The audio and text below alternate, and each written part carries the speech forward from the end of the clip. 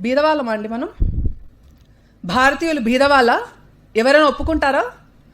India is a developing country అని మనం రాస్తున్నాం, చాలా అద్భుతంగా ఉంది. డెవలపింగే, ఇంకా అది మా తాతలు అదే చదివారు, తండ్రులు అదే చదివారు, మేము అదే చదువుతున్నాం, మా పిల్లలు కూడా అదే చదువుతారేమో నా భయం. ఎకనామికల్గా భారతదేశం ఎందుకు వెనుకబడింది? మన టెంపుల్స్ ఎవరి కంట్రోల్లో ఉన్నాయండి? ఎవరి కంట్రోల్లో ఉన్నాయి? సంవత్సరానికి ఎన్ని లక్షల కోట్ల రూపాయలు గవర్నమెంట్ మన టెంపుల్స్ ఆదాయం వస్తుంది ఎండోన్మెంట్ కంట్రోల్ ద్వారా?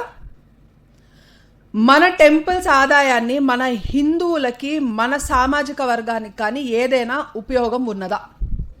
ఎప్పుడైనా మీరు ఆలోచించారా? లక్షల కోట్ల రూపాయలు హజ్ యాత్రకి ప్రభుత్వం కేటాయిస్తుంది ప్రతి సంవత్సరం.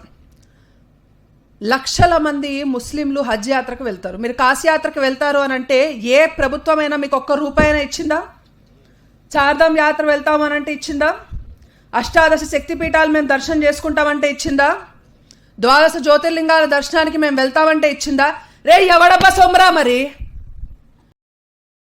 Download ShareChat.